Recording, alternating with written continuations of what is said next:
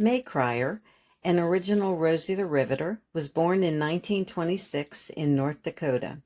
After the bombing of Pearl Harbor, Mae, her sister, and a friend headed to Seattle, Washington, where Mae became a riveter for Boeing, making B-17s and B-29s for 92 cents an hour.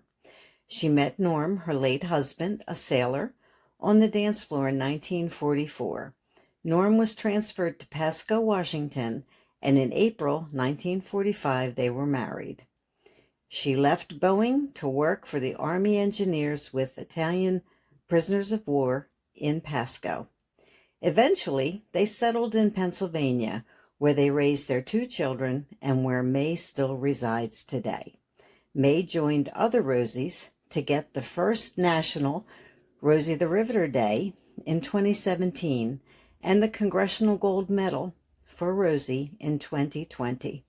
During the pandemic, through her Facebook page, Honor Rosie, Mae, with the help of companies, groups, and individuals, made and mailed well over 6,000 red and white polka dot face masks.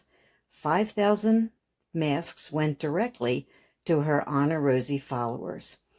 In 2022, her face mask and bandana were worn by Rosie the Rocketeer in the commander's seat of the Boeing Starliner, which traveled to the International Space Station and back.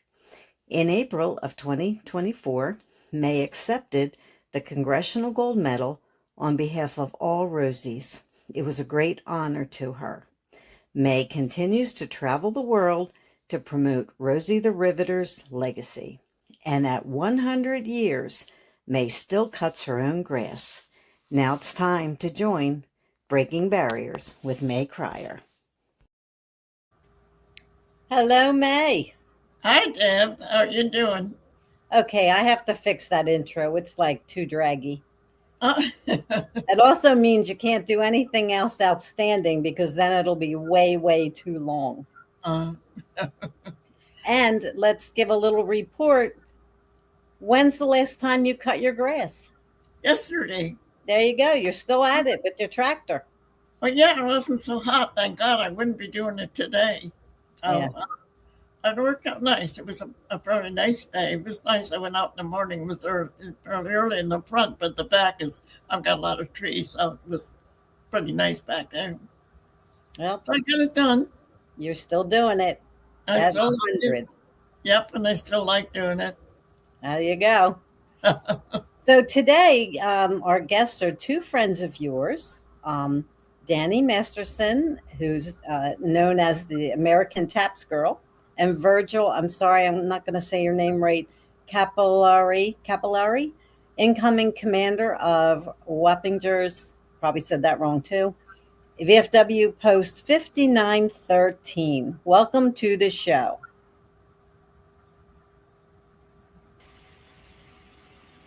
Hi, guys. How you doing? Hey, Mae. Hi, Hey, Deb. Hi, Virgil. Oh, it's great to see you. How you doing, ma'am? Deb, thank you for that warm introduction. Did I say your name right? You did. Okay, that was unusual. Okay. You even said Wappinger Falls, right? Well, you know what? I wasn't sure. So anyway, let's start with Dani because I'm more familiar with what you're doing. So can you tell us about tapping and about the 365 nights of taps? Sure. Last May 27th, we did a countdown to the 80th anniversary of the end of World War II, which would be National Spirit of 45 Day. So I talked with Virgil and discussed sounding taps every night for 80 nights straight. And we did that up at the VFW Post at 5 p.m. every night. And then we got called to come to other municipalities to do it in their town as well. So we're going strong. I decided to go to 100 days and I went to 150 days. And now tonight was night 357. Wow. So yeah, I will just say it here. We're going to go to 500 nights. And the reason I'm going to go to 500 nights is because the Post and Auxiliary is celebrating their 80th year as well. So I'd like to kind of get it to the 80th anniversary of the Auxiliary. How long have you been doing this? Sounding taps, Mhm. 45 years. Wow. Off and on 45. I've been playing the horn 45 years. I've been sounding taps probably close to 38 years. And Dani, how many places with the area you cover? The last I talked to you, you were going to Washington, I, down the memorial, and that was just recent. yeah, I think that picture is from two weeks ago. And what was beautiful about that is that there was several school trips there. So they actually had me stay for probably 90 minutes after to sound for each school trip that was getting off the bus and coming through the memorial there. I mean, that World War II Memorial is my favorite place to go to. It's a beautiful, beautiful place. Isn't that beautiful, that rainbow behind the monument, and you in your colorful clothes? And did you notice that I had your scarf there attached to my pants down there? Well, that just shows we can do it. Yeah, absolutely. That's a beautiful picture. I love it. Thank you. Dani, what do you figure is the most emotional or the most important? I know there's so many you've done and so many different places. Do you recall anything in particular, one particular one or many particular ones that you? All of them. However, Chancellor Hellman, do you remember Bruce Hellman? I did his funeral in Virginia. He was the guy, the World War II vet who rode his Harley to Alaska to talk to Gold Star families. And him and I became very close. I believe you met him once. Oh, did I? Yeah. Towards the end of his life. I believe so. They're all emotional. They're all very important to me. It's the last nice. You even played in my yard. I sure did. Virgil was there for that. Yeah. Tell him what I said when you get done playing. You said with all those birthday cards, now they're going to give you condolence cards. Leave it to you. Dani and I met many years ago down in Washington, D.C. We were going to be on a float, I believe, wasn't it, Dani? That's correct. Yeah. And that's so funny. She just come over to me and she said, "You're Mae Krier." And I said, "Yeah." And we just hit it off right away. And she's done so many wonderful things. I just watch you and follow you, what you're doing. And you know, Dani, there's not a day I don't think goes by that you don't do something good for our country. Well, I appreciate that. I'm just trying to do what's right. Well, you do. I mean, and it's so nice. And imagine how meaningful it is for the people in the cemeteries when you play taps. Anytime I hear taps, it just like gives you the chills. I mean, you realize that, you know, what it means, how important it is. To me, it's really important to have a live bugler and not a recording.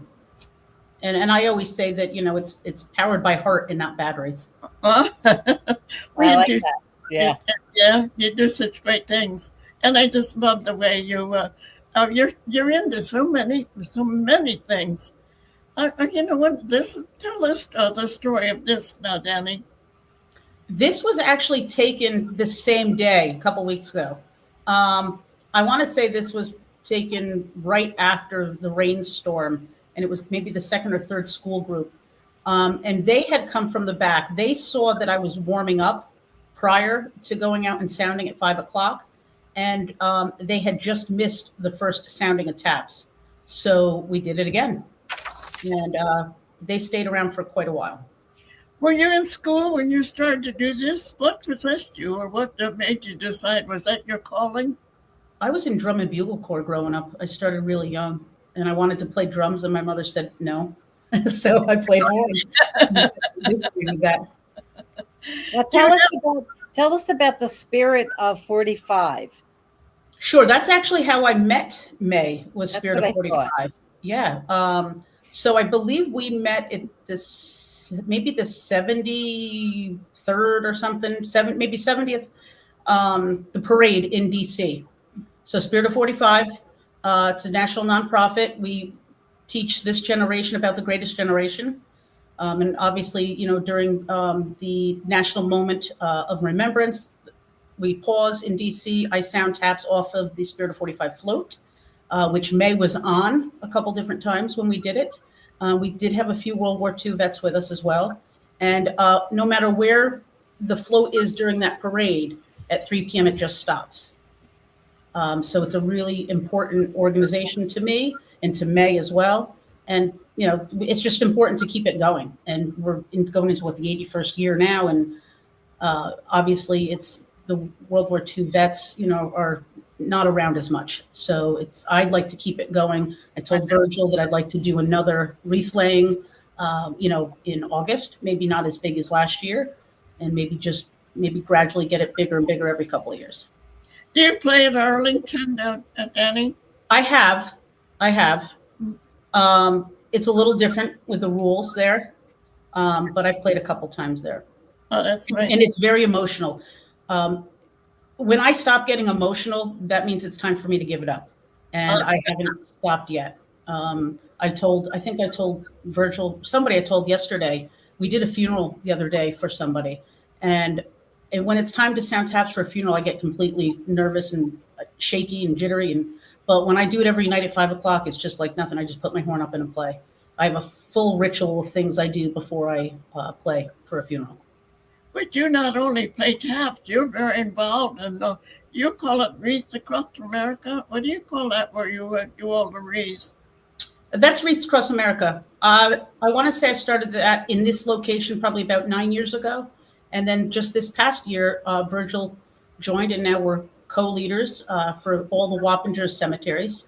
And that's it's amazing. It's growing, and the children are getting involved. And that's what it's about for us. Well, when I was down in Arlington, they were laying the wreaths all around in the graves. I forget what time of the year it was. They were putting up wreaths. And I said, well, who's doing all of this? There's so many different locations and graves. And they said they have different organizations for different sections of Arlington. Yes. So it's Wreaths Across America itself. Is that? It's all, it's a national day in December. It's that second, I think it's the second Saturday. And it's a national day. And last year, I believe that it was like 4.3 million wreaths were laid around there. That's amazing when you see it taking place. You read and see these things on TV and all, but to actually see it, it's so much more meaningful. Yeah. I'm thrilled to have Virgil with us because he has a different connection and outreach than I do. And working together, we're bringing it. Well, let's get over to Virgil for a minute, and you can rethink about what more things you can tell us. But Virgil, I have to tell you so much about the VFWs and the Legions. Right after World War II, they were all being built. They weren't. I don't know they were even active any before at that time. I'm not sure the history of it, but I know it was all new to us. It was Legions and VFWs. And they were the nicest organizations. Now, this was strictly World War II veterans.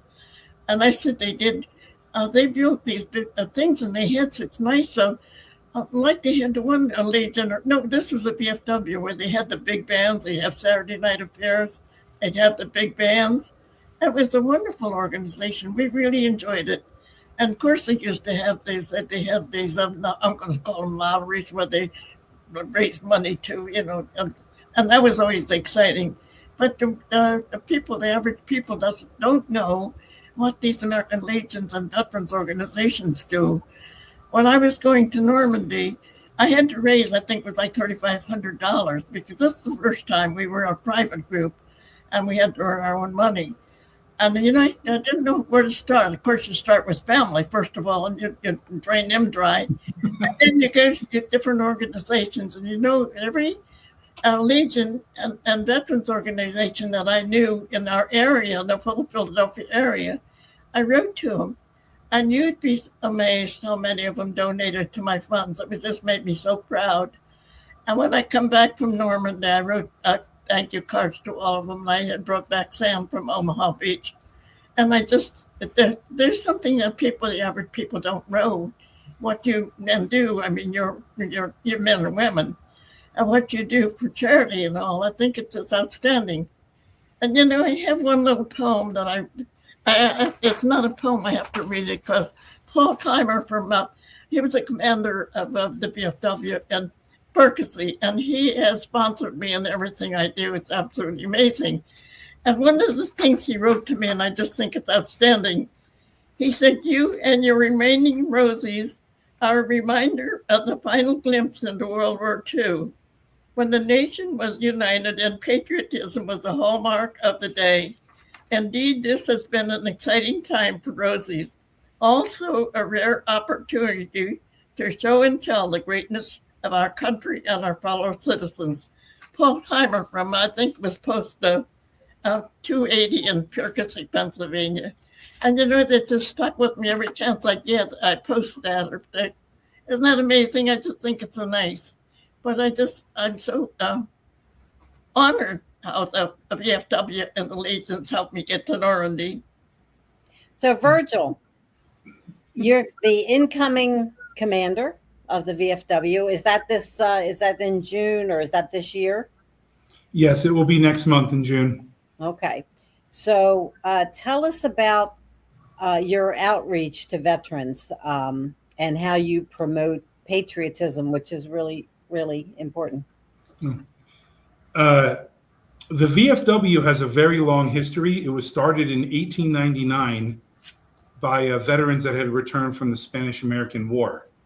So it has a 126 plus year history, and with the American Legion after the First World War.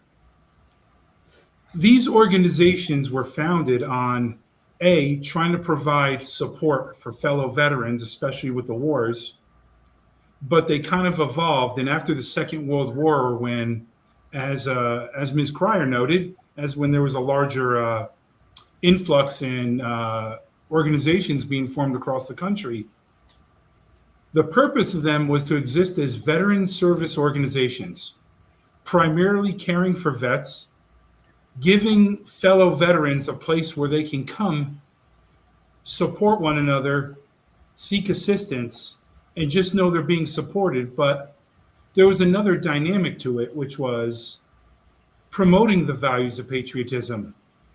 For many of the returning soldiers, seamen, and later to become airmen, they returned to a world where they had saved democracy, had saved the free world from an unspeakable totalitarianism. Therefore, it was incumbent upon them to not only organize, but educate and promote, so that the most cherished freedoms we have, we don't lose, and that we keep the spirit alive, per se. So, till today, these organizations exist primarily under that banner to ensure that we're servicing the community, because at the end of the day, that's really what it's about. For many of us who served in the military, we don't see it as just a service. It's a calling and a sense of duty.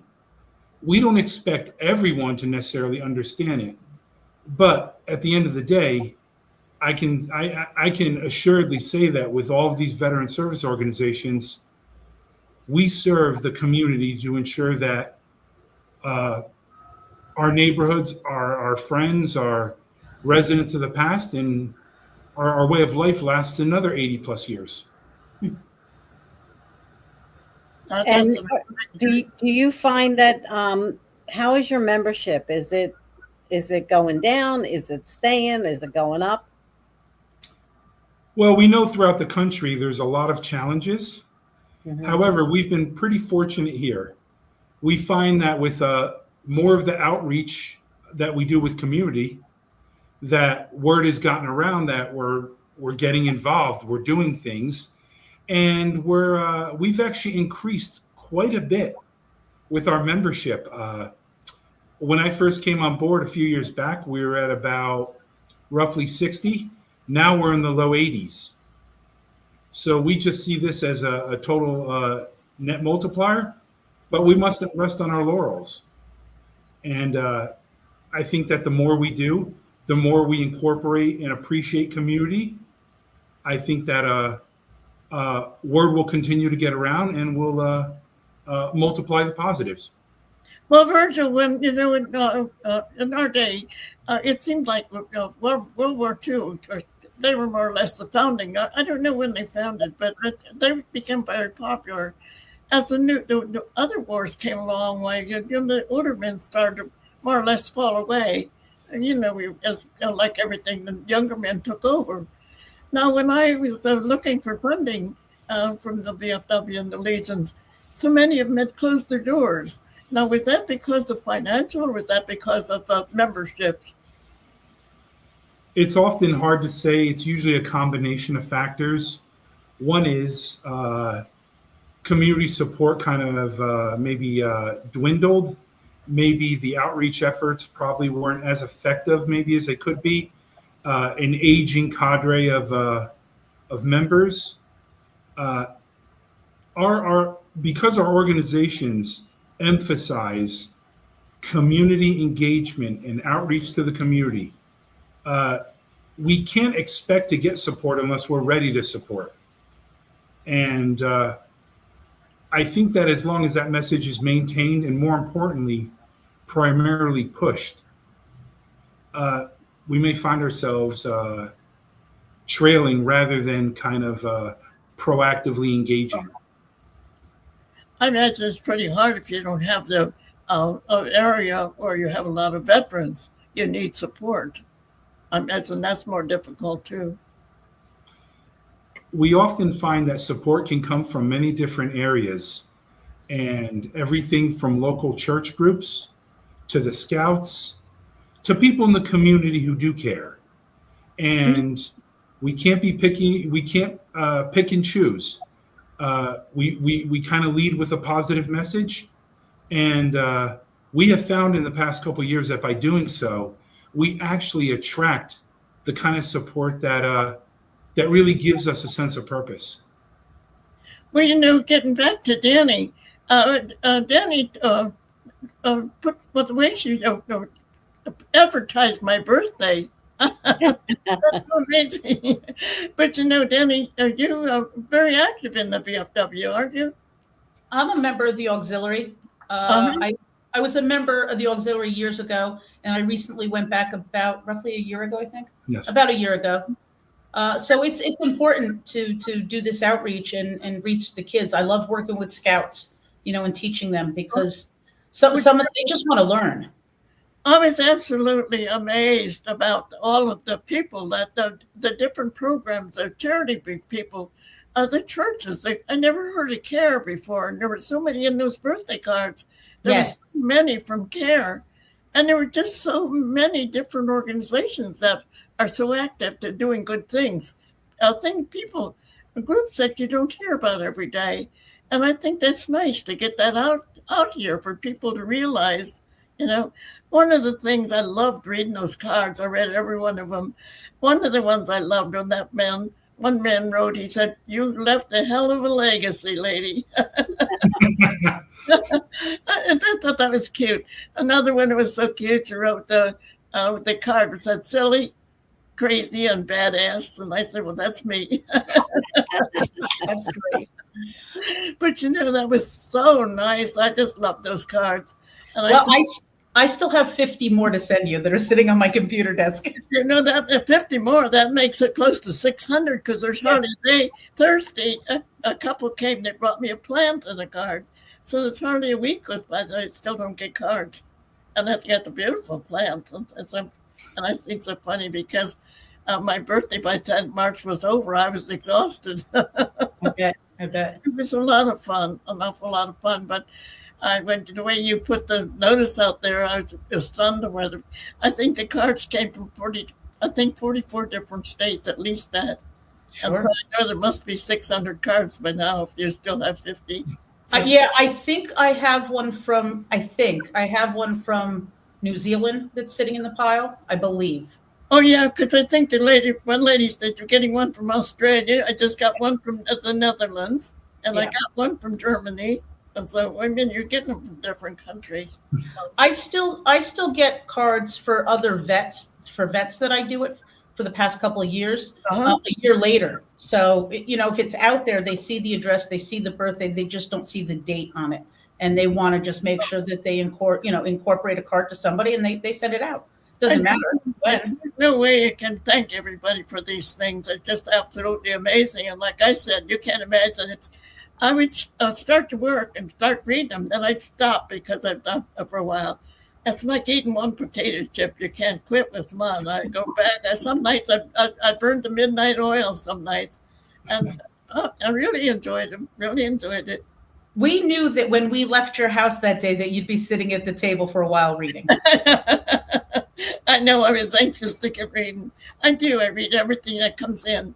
Like today, I got cards from Germany, but they weren't birthday cards. They were something they wanted me to sign, which I do too. And now I promote radio. I said, you're asking me for a favor, and I'm asking you for one. So I asked him to donate to Raya's program, which makes it nice. I saw the video with the spam. Wasn't that great? She That did was a great fantastic. job with that. Oh, yeah. Now she did the one with Hershey chocolate. Did you see Yeah, I that? gotta share that one. That one's I didn't good see that too. yet. Yeah. And she's doing so great. I just hope that that's a big job she's got ahead of her raising all that money. So God knows she sure needs all of us. Yeah. So I have a What question for you, Virgil. Do you, as a commander in Pennsylvania, commanders sometimes they have a project when they first go in as commander. Do you do that in your state? As I'm incoming, yes, there's a certain project maybe or vision and way to kind of guide things along. The good thing about an organization like the VFW or the American Legions is that both at the state level and national level, they give us what their priorities are. Which once again, if we stick as close as we can to the tenets, the foundation of the organization, and we continue to promote outreach, leading by example, yes, there's certain areas, and it's a work in progress, and it really requires an all hands on deck approach. And too, now that you've got a variety of wars, how does that affect you? I mean, do you still have any World War II vets that belong? How about the Korean now? I was with Thursday night. I was with a Korean vet from Connecticut. And it's very rare when I'm out with a Korean. It's usually Vietnam or World War II. So it's rare when you get. One day I was out with one with Desert Storm. That was the only one I've ever experienced with Desert Storm. So how do your men? What's the what do you have? I mean, war. Do you have mostly like Vietnam, the latest wars, or Afghanistan? So we've got a decent mix. It's mostly modern. However, at the end of this month, our oldest member, and he's a World War II vet. He turns 101. Our as we affectionately call him, our forever commander-in-chief, Alexander Hubner. He's going to turn 101 real soon. And he is a real breath of joy. He has a really positive, friendly demeanor. He wants to laugh. He enjoys being around the boys in the group here. So he's our oldest. We unfortunately lost our Korean War vet approximately 2 years ago. So the rest is mostly Vietnam, and then Gulf War in the early 90s, along with the Iraq and Afghanistan wars of the 2000s. So you have conflict. Does it ever get that after a few years? Is there any conflict who won the best war, or vice versa? I think Talk about it. well, it's we make sure we show an extreme deference to our Vietnam veterans, our comrade brothers, our fathers, because they really took it on the brunt upon their return. They did. And those that are present, they've really worked hard to ensure that this post stood up during its roughest times. So we make sure we show them the respect that they deserve, and as incoming commander, they will know that I work for them. Well, that's amazing, because none of us won at that war. I mean, they didn't have any choice in the matter. My son was a senior at Penn State when the lottery came out for the war, and his number came out high. You can't imagine what a happy mother I was, because it just seemed like that we were losing our American men for no reason. And it just seemed so sad and I didn't understand at the time how abused they were when they came home. I didn't know that until a long time afterwards. Some of them said that people treated them terrible, like they were to blame for it. We last October, I had the absolute honor and privilege of accompanying one of our Vietnam members, past commander, just all around community volunteer on his honor flight. And it allowed a certain conversation, a certain connection. And through the honor flight, we are seeing these Vietnam era veterans, those that served in Vietnam, be given the true dignity and respect that they deserve, despite what may have been happening socially and politically around them. Right. And it is absolutely speechless with just the impact and the smile on their faces as they are treated with the proper courtesy that they deserve. That's true. Dani, getting back to you and you for both of you, but I'm very interested in your charity programs. When I read all those letters, I was just stunned how many different groups there are. And I know you must sponsor a lot of them, or they must have something to do with your VFW, some of your groups. There's so many that I didn't know about.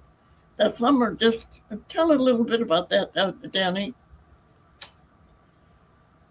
Are you referring to what came in on the cards? Well, yeah, the different groups that belong to different groups that wrote cards to me. Sure. Yeah. Well, we had the Tunison Foundation. That was the one, the Douglas C-47 Placid Lassie, which is a true World War II vet. You want to talk about the Lassie a little bit?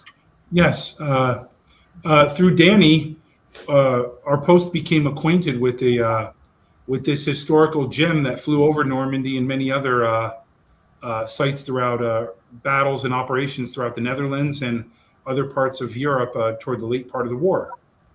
And connecting it with our Spirit of 45 event, we found that was a way of kind of bringing history back. And for the most part, the beautiful bird that it is kind of speaks without saying a word. But more importantly, along with the bird, we are veterans of foreign wars. So we think it's a great way to kind of bind the historical side of it with modern groups who want to support and want to maintain that patriotic message. Virgil, what war did you serve in? I served in the latter half of the Gulf War. Gulf War? Yes, the latter side of it with Operation Southern Watch in Kuwait along the Iraq border there.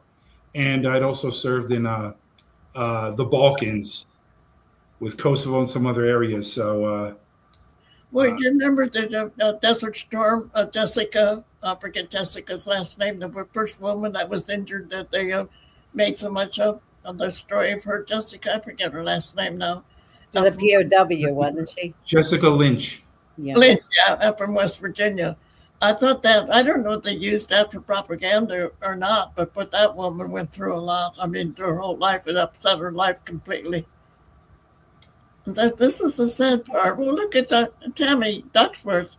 That was where she lost her legs, wasn't it? Desert Storm, or was that since then? I believe so. And I'd love to meet her. I just think she's a strong woman. I think I'd love to meet her. So like I said, those letters were so amazing. Like I said, so many things that you don't know about. Churches, too. So many churches have commented how the different things they do. The average person doesn't know how many people are giving, such giving people, and how hard they work to support our veterans. Well, everybody, but mostly our veterans, you know. So I just think that's outstanding. And that's why you got to get that word out. You've got to tell people. They don't realize, we're so busy, we just go about our day not thinking about what somebody else is experiencing. What we try to do is we try to encourage all veterans, regardless of whether they're post-affiliated or not, to be narrators of their story.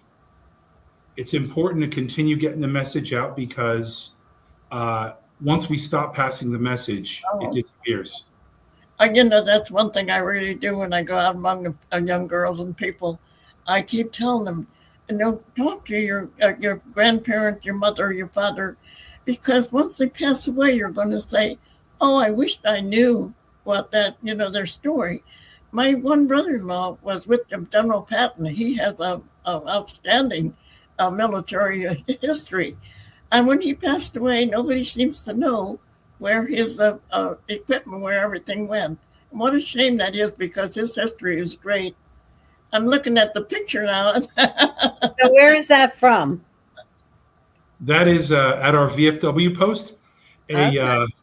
A Iraq Afghanistan vet who was a member for many years before he moved away. He painted the mural. So he did that. It's absolutely breathtaking. It really is. Dani, when we were on the float, we'd be riding by a group and they'd really applaud and cheer. And we thought they were cheering for us with the couple up there above us that was kissing. Yeah, and that statue is actually the statue that was on the float with us as well. Oh, is it? Yeah. Yeah. One day a friend of mine called and she said, "May, you won't believe this. I just passed a truck down on 95 or going down the highway or something that had a sailor and a horse kissing." Yes, you're all welcome. Yep. Yeah, I've been to that a place in Princeton that makes things, and that is interesting because they took me through and showed me all the different statues. They're not just the World War II or wartime. There are many different types. That is really interesting. Really interesting. It was an interesting ride home with the statue, wasn't it? Yes, it was. Everybody's waving and staring. Yeah. Pretty much. Yeah. It was a nice addition to have it at our Spirit of 45 event. It was really a nice addition. Yes. Dani, tell us what you think is the highlight of your life. Do you have anything in particular that stands out above everything else? Because you've been so active for so many years. It's a high of my life, right? So I would say sounding taps on the Midway would be one of them.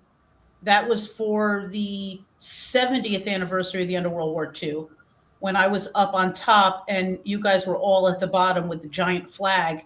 I'm the only one up there. And I said, "Wow, just look at it. It's a breathtaking view." And I took that one picture with the flag.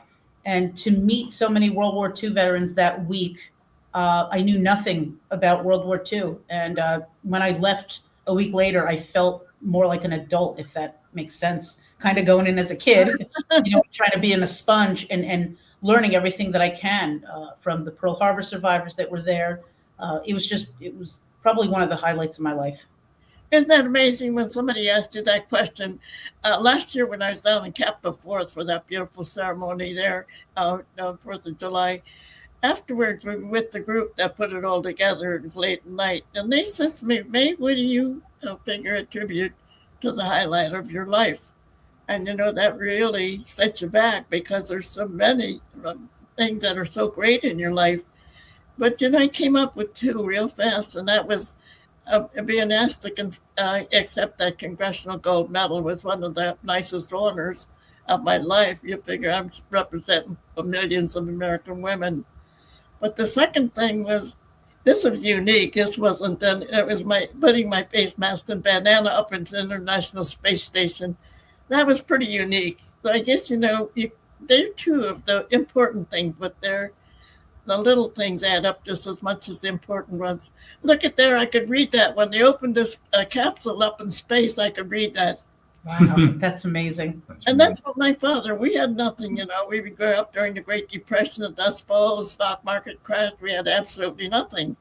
Our life was my storytelling, as my father telling stories around the potbelly stove at night.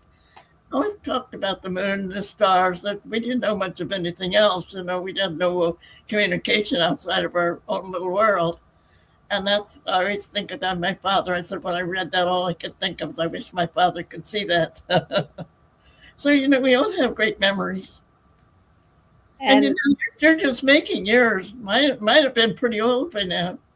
You're still making some good memories for sure. For sure. I always tell you that you are a true American treasure. And you really are. I don't know, you know, when you start these things, you like with me, I had no idea where I was going with it. I just knew it had to be done. And like I said, I did some dumb things. I made some stupid mistakes. You know, you do this, but it got done in spite of everything. So, I mean, it's just determination. I came from a pioneer background, so that makes me determined, you know, stick to it kind of person. And I just very pleased, very happy with the end results. You know, just think it's so rewarding. I was telling Deb today, we were laughing about it. I said, I've achieved everything in my life that I wanted to. Now I'm just sitting here doing whatever anybody needs me to do to touch a riot. And, you know, whatever comes up with, now I'm kind of a free agent, so to speak. But you know what? It's so rewarding when we do these things. You both are going to agree with me, I know. It's so rewarding. That's your pay for all the work you do and all the things you do. And we need to thank you both for your service. Yes, and both of you. I mean, and Dani, you're not military, right, Dani? No. Yeah, but look at what you've done for the military. Can you imagine that? I can imagine that. I'm just a bugler doing my thing. You're just a pretty face with a horn. But you know, Dani, imagine the miles, imagine where you played and things about that. I mean, it's amazing when you think about it. That makes you very proud of yourself, I'm sure. Yes. Well, your kind words are appreciated, ma'am. But when someone says to me, "Thank me for my service," I always come back with, "Thank you for your support. You're continuing to spread the positive nature of patriotism, the importance of duty, the legacy behind all this. This is much more than just a simple thank you can convey. This strikes right to the heart of what our duty is about. So we would be remiss if we didn't thank you sincerely for all you've done and do." Well, you know, we can't do these things without each other. We need each other to do these things. Yes, ma'am. And it's very important when you get good support. well, Yes, we're about coming down to the end, but thank you both so much for coming on. We really, really are happy that you did and sharing your missions. It's awesome. Thank you. Oh, and of course, our commercial. We can do it. And Dani, your sweetheart. Available on Amazon. It's the story of Mae's, not the whole story of her life, but a good amount of her life. So you want to get a good book, get We Can Do It on Amazon, and we would appreciate it. Thank you, Brandy. Brandy's our commercial. She remembers that. I don't have the book with me right now. Anyway, It's a great book. Thank you both so much for joining us. And I enjoyed being with both of you. And I enjoyed when you want to come down. You're very welcome. We're coming. We're coming again. We'll blow taps out in my front yard again. Absolutely. We'll shake the neighborhood up. It would be an honor, ma'am. Thank you so much. It's a nice time. Dani, your story needs to be put out there. I know we talk about the veterans and all, but what you do is amazing. And I just think it's wonderful. Thank you. Your story needs to be told. And Virgil, thank you so much for what you do for our veterans, for yourself, for our veterans, for everybody. Thank you. That was great, Mae. That was. I just like him. Now I met Virgil for the first time when they came down to visit. There was 4 of them. I forget the other 2 ladies' names now. But that was so much fun. We had such a nice day together. And of course, Dani, I've known for quite a few years. And we just hit it off really well. Well, so we're going to take a little vacation this summer. We're going to go fishing again, and we're not going to do a podcast. But we will. May you enjoyed that fishing line, don't you? I do. Anyway, we will be back in the fall, in September. So everybody have a nice summer. Stay cool, and everybody be kind to one another. Shall we power up, May? Yep. Here we can go. do it. We can do it. Do it. Bye. Take care. Thank you, Deb.